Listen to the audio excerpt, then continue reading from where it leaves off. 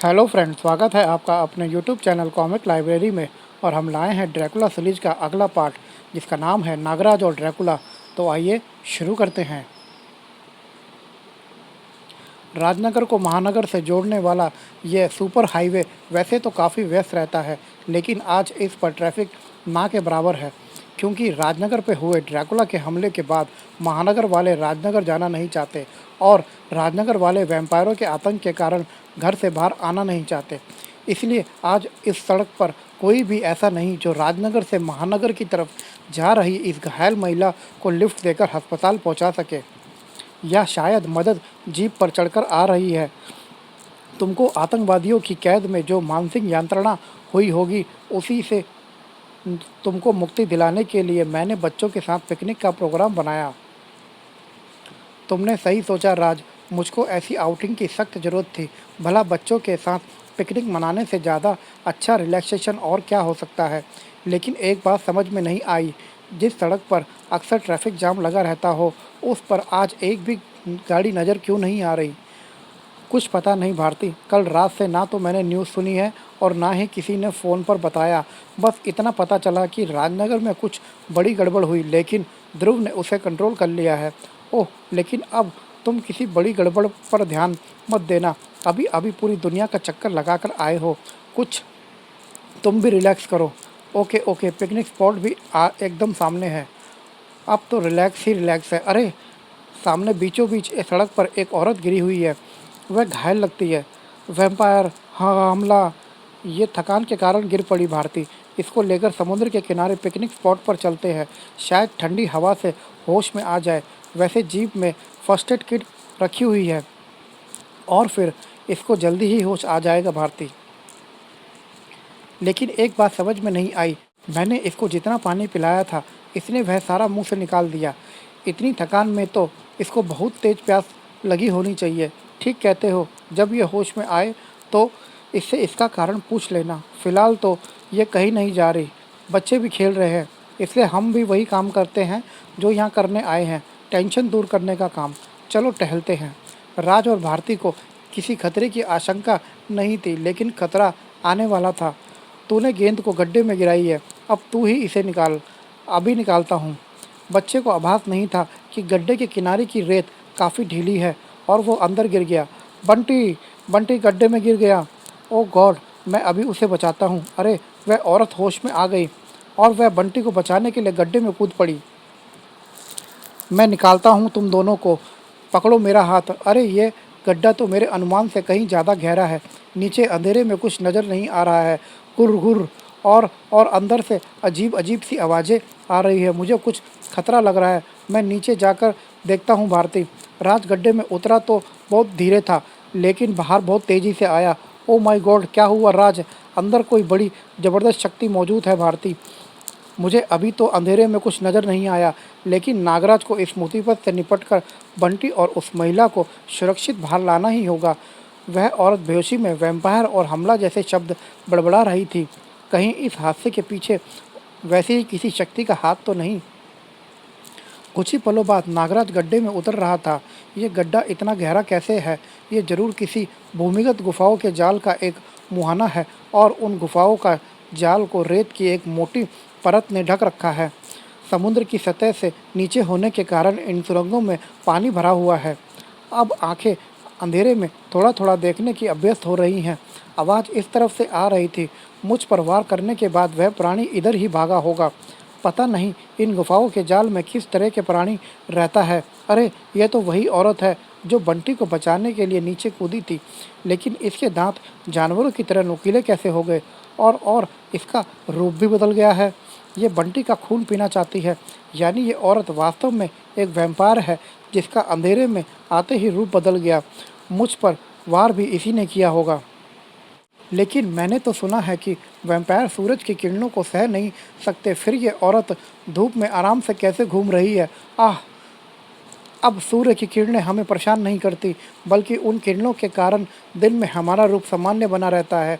सच पूछो तो ये किरणें हमको हमारा रूप बदलने में मदद करती है। तूने मेरी प्यास बुझने नहीं दी, मेरे शिकार को मेरे हाथों से छुड़ा दिया। अब इसका अंजाम तुझे अपने खून देकर भुगतना होगा।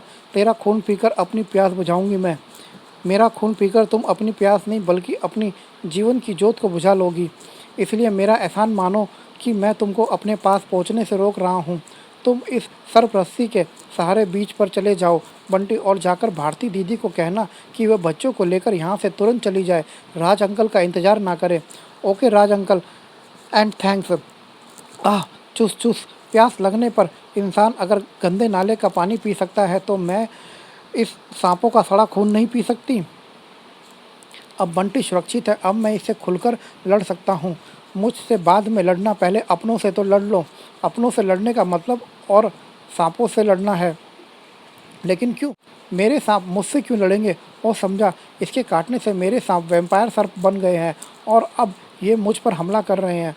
मुझे इनसे बचना होगा, क्योंकि अगर इन्होंने मुझे काट लिया तो शायद मुझ में भी वैम्पायरों के लक्षण प्रकट होने लगेंगे। नागराज अपने ही सर्पों से बचने में इतना उलझ गया था कि उसके पास उस वार से बचने का कोई मौका नहीं था। आह, धड़ाक!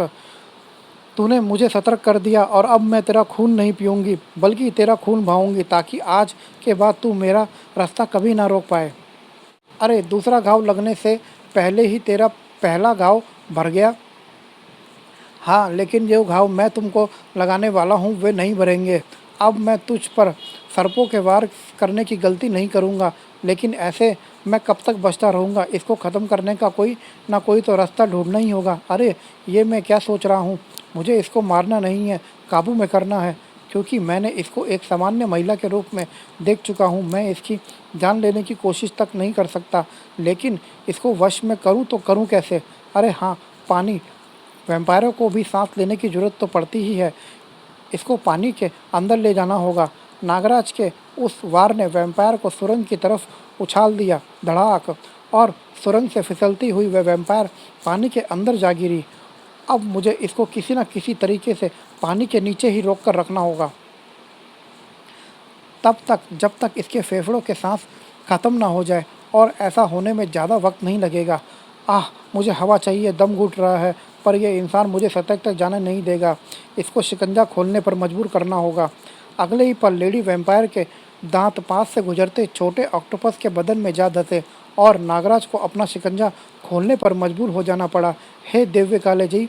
इसके काटते ही यह छोटा ऑक्टोपस विशालकाय वैम्पायर बनकर मुझ पर हमला कर दिया। अब तू इससे निपट, मानो मैं सतह पर जाकर फेफड़े में हवा भरकर आती हूँ।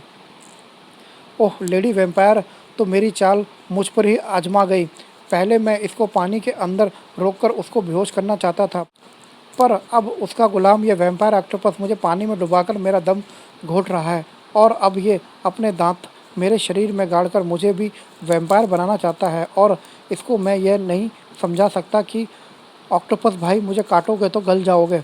अब मैं ज़्यादा देर तक इसको रोक नहीं पाऊँगा। सांस की कमी से मेरी शक्ति खत्म होती जा रही है और जल में होने के कारण इसकी शक्ति बरकरार है। इसकी शक्ति खत्म करने का एकमात्र उपाय इसको पानी के बाहर ले जाना है, लेकिन मैं ऐसा करूं तो करूं कैसे? मुझको तो इसका शिकंजा खोलने तक की ताकत नहीं बची, और मेरी मदद करने वाला यहाँ पर कोई नहीं। या है सरपरस्ती की मदद लेनी होगी। सरपरस्ती नागराज की कलाई से निकलकर पानी से बाहर चली गई। कुछ ही पलों के अंदर सरपरस्ती का दूसरा छोर वैम्पायर ऑक्टोपस के एक दंतु को जकड़ चुका था, और अब बेहोशी की कगार पर पहुंचे नागराज को सिर्फ एक पल का इंतजार था, जब सरपरस्ती से बंधी वह चट्टान लुढ़कती हुई पानी के अंदर आ गिरी, और नागराज के साथ साथ ऑक्टोपस का शरीर भी खिंचता हुआ पानी के बाहर आ पहुंचा। नागराज का नाक शक्ति से भरा हुआ एक ही शक्तिशाली वार सांस लेने के लिए तड़पते ऑक्टोपस को बेहोश करने के लिए काफ़ी था। ये कैसे हो गया? तू पानी के बाहर कैसे आ गया? ये आसान सा काम था, खास तौर से जब मेरे पास एक ऐसी सर्प रस्सी हो जो मेरे इशारों पर सोच समझकर खुद काम कर सकती है। मेरी सरपरस्ती ने पानी से बाहर निकलकर पहले सुरंग की छत पर लटकी एक बड़ी चट्टान को ढूंढकर उसको अपने शिकंजे में कस लिया, और फिर उसको छत से चिपकाए रखने वाली चट्टानी टुकड़ों को खोदकर चट्टान को नीचे गिरा दिया। और जब चट्टान पानी में गिरी तो उसने लिफ्ट की तरह सर्प रस्सी के दूसरे छोर में फंसे ऑक्टोपस और मुझको ऊपर खींचकर पानी के बाहर निकाल दिया। इसका एक ही मतलब है मानव, और वह यह कि तेरी किस्मत में पानी में डूबकर मरना नहीं लिखा, बल्कि मेरे हाथों से मरना लिखा है। नागराज को लेडी वैम्पायर से इतनी फुर्ती की उम्मीद नहीं थी। वह अपने शरीर को उस नुकीली चट्टान पर गिरने से नहीं बचा सका। अब अपनी जान को अपने शरीर से धीरे धीरे निकलते हुए देख।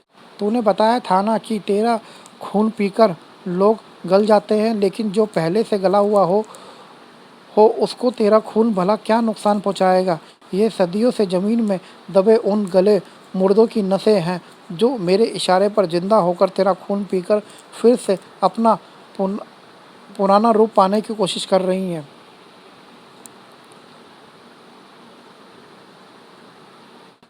ये सदियों से ज़मीन में दबे उन गले मुर्दों की नसें हैं जो मेरे इशारे पर जिंदा होकर तेरा खून पीकर फिर से अपना पुराना रूप पाने की कोशिश कर रही हैं।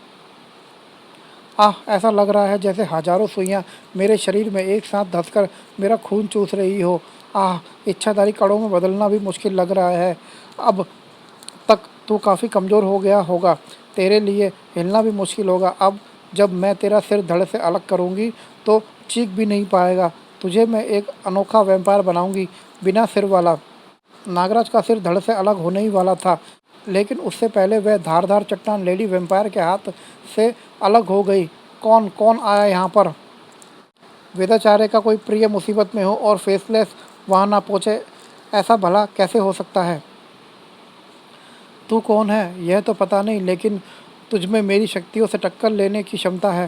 पर एक बात याद रख, तू मुझे थोड़ी देर के लिए तो रोक सकता है, पर तेरा वार मुझे मार नहीं सकता। फेसलेस, इस पर घातक वार मत करना। हमको इसकी जान नहीं लेनी है। अगर जान लेनी नहीं है तो देनी है पड़ेगी नागराज, क्योंकि इसको रोक कर रखना असंभव है। फेसलेस धड़ाक। उफ। फेसलेस घातक वार नहीं कर रहा और इस कारण वैम्पायर फेसलेस पर भारी पड़ रही है। इस मुसीबत का हमें जल्द ही कोई हल खोजना होगा। ओह, इस मुसीबत का हल तो हमेशा से मेरे सामने ही था, बस मैं उस पर ध्यान नहीं दे रहा था। और वह हल है सूर्य की किरणें। अगर मैं ध्वंसक सर्पों की मदद से सुरंग की छत को तोड़कर उसमें गड्ढा कर सकूं, तो सूर्य की किरणें अंधेरी सुरंग तक भी पहुंच जाएगी। नागराज की योजना तो आसान सी थी, लेकिन इस योजना को पूरा करना आसान नहीं था। ओह, चट्टान की सतह बहुत मोटी है। ध्वंसक सर्प खत्म होते जा रहे हैं, लेकिन अभी तक पूरा छेद नहीं कर पाए। फेसलेस की हालत भी ठीक नहीं है। कोई और तरीका ढूंढना होगा। कुछ ही पल बाद नागराज फेसलेस की मदद के लिए लड़ाई में कूद चुका था। नाग शक्तियों में से इस पर सिर्फ विष फुकार का ही प्रयोग कर सकता हूँ, और वह भी हल्की सी विष फुकार का, क्योंकि तीव्र विष फुकार इसके लिए जानलेवा हो सकती है। हल्की सी विष फुकार को तो ही पचा गई नागराज, और अब इसकी शक्तियाँ बढ़ती जा रही हैं। जल्दी कुछ सोचो, वरना इसको तो हम जिंदा छोड़ देंगे पर खुद नहीं बच पाएंगे। इस समस्या का हल जरूर निकलेगा फेसलेस। मुझको तो आशा की किरण साफ नज़र आ रही है। ये धूप, सूर्य की किरणें इस अंधेरे में कहाँ से आई? और वो धीरे धीरे सामान्य होती चली गई। ये तो सामान्य हो गई नागराज, पर कैसे? इसने मुझको खुद ही बताया था कि जैसे वैम्पायर सूरज की किरणें से जलते नहीं हैं, बल्कि सूर्य की किरणें उनको वैम्पायर रूप को दबाकर उनको सामान्य रूप में बना देती है। समस्या सूर्य की किरणों को यहाँ तक लाने की थी, और वह समस्या मेरे जगमग सर्पों ने दूर कर दी। मेरे जगमग सर्प सिर्फ अंधेरे में चमकते ही नहीं, बल्कि अपनी चमकीली खाल की मदद से प्रकाश की किरणों को परावर्तित भी कर सकते हैं। मैंने सुरंगों में जगमग सर्पों की एक टोली छोड़ दी। उनमें से कुछ सर्प सुरंग में जगह जगह बैठ गए और कुछ सर्प गड्ढे के रास्ते के बीच पर चले गए। ऊपर से सर्पों ने सूर्य की किरणों को गड्ढे के अंदर परावर्तित किया, और गड्ढे के अंदर खास कोणों पर बैठे जगमग सर्प ने उन किरणों को एक दूसरे के शरीर पर परावर्तित करके लेडी वैम्पायर तक पहुंचा दिया। वाह नागराज, तुम्हारे सर्पों का भी जवाब नहीं। अब आगे हमको क्या करना है? हमको नहीं, सिर्फ मुझको। तुम इस औरत को अस्पताल पहुंचाओ, जहाँ पर इसको बांध कर रखा जा सके, और मैं जाऊँगा राजनगर इस वैम्पायर मामले की तह तक पहुँचने के लिए। नागराज राजनगर की तरफ रवाना तो जरूर हुआ, लेकिन इस बार का खतरनाक खेल राजनगर में नहीं बल्कि राजनगर और महानगर के समान दूरी पर पड़ने वाले रूपनगर में खेला जा रहा था। हम रूपनगर में क्यों आए हैं गुरुदेव? ड्रैकुला की राख तो राजनगर की सड़क पर पड़ी हुई है। राजनगर के रक्षक सतर्क हो चुके हैं नागपाशा। ड्रैकुला को जीवित करने की प्रक्रिया में इस बार ज़्यादा समय लग सकता है। राजनगर में और महानगर में ध्रुव और नागराज की उपस्थिति के कारण हम शांतिपूर्वक अपना काम नहीं कर सकते। इसलिए मैंने अपने काम के लिए रूपनगर के इस कब्रिस्तान को चुना है। महानगर यहाँ से ज़्यादा दूर नहीं है। ड्रैकुला यहाँ पर जीवित होगा और कहर बरपाएगा महानगर पर। समझा गुरुदेव, लेकिन ड्रैकुला की राख राजनगर से यहाँ पर आएगी कैसे? उसका इंतजाम हो गया है। राख को राजनगर में अभी तक मौजूद ड्रैकुला का सेवक फ्रैंकेनस्टीन लेकर आ रहा है। मैंने उससे मानसिक संपर्क बनाकर उसको ड्रैकुला को जिंदा करने का आश्वासन देकर उसको इस काम के लिए पटाया है। अब वह ड्रैकुला की राख को लेकर आता ही होगा। फ्रैंकेनस्टीन ने ड्रैकुला की राख को उठा लेने का आसान सा तरीका अपनाया था। उसने सड़क का वह पूरा टुकड़ा ही उखाड़ लिया जिस पर ड्रैकुला की राख पड़ी हुई थी। ये तो सड़क उखाड़ कर ले जा रहा है, इस पर गोली चलाऊं सर? रहने दो, क्यों झगड़ा बढ़ा रहे हो? अभी तो ये चुपचाप जा रहा है और सड़क पर एक और गड्ढा बढ़ जाएगा तो कौन सी आफत आ जाएगी। सही कह रहे हो सर, वैसे भी हमारा काम इसको भगाना है। अभी तो ये अपने आप ही भाग रहा है। फ्रैंकेनस्टीन को रोकने में पुलिस वालों की दिलचस्पी चाहे नहीं थी, लेकिन किसी और की दिलचस्पी फ्रैंकेनस्टीन में ज़रूर थी। आह, कौन रोक रहा है फ्रैंकेनस्टीन को? मैं। नागराज, तुम्हारा हुलिया यह बताने के लिए काफ़ी है कि राजनगर में जो कुछ भी हो रहा है उससे तुम्हारा संबंध ज़रूर है और तुम राजनगर की ही तरफ से आ रहे हो। अब बताओ, राजनगर में क्या हो रहा है? कौन हो तुम? ये सड़क का टुकड़ा लेकर कहाँ जा रहे हो? फ्रैंकेनस्टीन को जाने दे, वक्त बहुत कम है, जल्दी पहुँचना है। जाने दे मुझको। धड़ाक! आह! ओह! बला की ताकत है इस फ्रैंकेनस्टीन में। इसको यहाँ से आगे जाने देना तबाही को दावत देने जैसा है।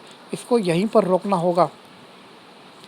मेरे सर्प बंधनों में इसको बांध सकने की शक्ति नहीं है, इसलिए इसको बांधने के लिए कुछ ज़्यादा ही मजबूत बंधनों की जरूरत पड़ेगी। नागराज के शक्तिशाली हाथों ने सड़क के बीच में लगी लोहे की रेलिंग्स के एक पूरे हिस्से को उखाड़ लिया और सड़ाक! और एक झटके में फ्रैंकेनस्टीन का शरीर उस रेलिंग के बंधनों में कैद होता चला गया। फ्रैंकेनस्टीन ने कसमसा कर ताकत तो जरूर आजमाई, लेकिन बंधन उसकी उम्मीद से कहीं ज़्यादा शक्तिशाली थे। अब देखता हूँ कि सड़क के इस टुकड़े में भला ऐसी क्या खासियत है जो इसको उखाड़कर कहीं ले जाने की ज़रूरत आ पड़ी। नागराज ने उस टुकड़े पर हाथ लगाते ही फ्रैंकेनस्टीन बिफर उठा। यह उसके मालिक की मौत और ज़िंदगी का सवाल था, और इस बार लोहे की सलाखों की कई परतें भी फ्रैंकेनस्टीन को रोक नहीं पाई। कड़ाक! और फिर वे टूटी हुई सलाखें नागराज के शरीर में एक एक करके धंसने लगी। कुछ ही मिनटों बाद नागराज का शरीर सड़क से चिपका हुआ था। आह, आज तो मेरा शरीर वाकई छलनी हो गया। आह, असहनीय पीड़ा हो रही है मुझे। इच्छाधारी कड़ों में भी बदलना मुश्किल लग रहा है और अब कोई रास्ता नहीं बचा। इसकी जुबान खुलवाने का इरादा छोड़कर अब इसकी जुबान को हमेशा के लिए बंद करने का इंतजाम करना पड़ेगा। नागराज का नागफनी सर्प आरी की तरह फ्रैंकेनस्टीन की खोपड़ी को धड़ से अलग करता चला गया, लेकिन फ्रैंकेनस्टीन का हर अंग अपने आप में एक स्वतंत्र हिस्सा था। ओह, ये तो चाचा नागपाशा का जात भाई लगता है। सिर कट गया पर यह खड़ा है, लेकिन एकाएक ये क्या हो रहा है? इसके इशारे पर घने बादल एकत्रित हो रहे हैं और उनमें कड़कड़ाती बिजली चमक रही है। पर क्यों? क्या मतलब है इसका? मतलब समझाने के लिए नागराज को सिर्फ एक पल लगा। ओह, ये बिजली मुझ पर गिरने के लिए चमक रही है।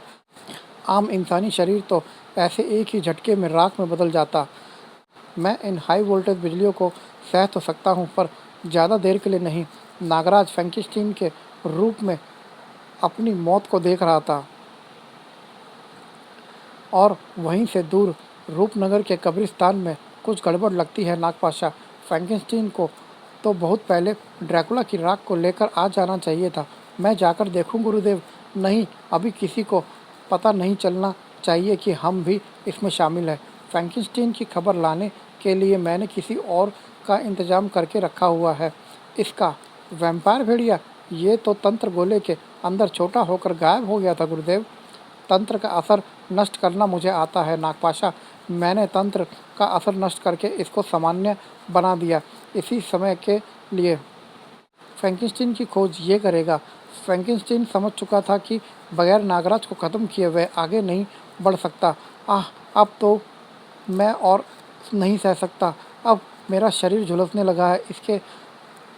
इसने अपने नाम फ्रैंकेनस्टीन बताया था और अगर मुझको इसकी कहानी याद है तो इसको मुर्दों के अंग से जोड़ जोड़ कर बनाया था और इसको आकाश में चमकती बिजलियों को खींचकर जीवन दिया गया था। ये मैंने एक न्यूज़ में पढ़ा था। एक तरीका आजमाया जा सकता है, लेकिन उसके लिए मुझे अपने हाथ को आज़ाद करना होगा। तो चलिए दोस्तों, ये भाग यहीं समाप्त करते हैं। आप इंतज़ार कीजिए इसके दूसरे भाग का। एंड गाइस मुझे कमेंट कीजिए आपको भाग कैसा लगा। एंड गाइस प्लीज़ सब्सक्राइब कीजिए, लाइक कीजिए। जय हिंद, जय भारत।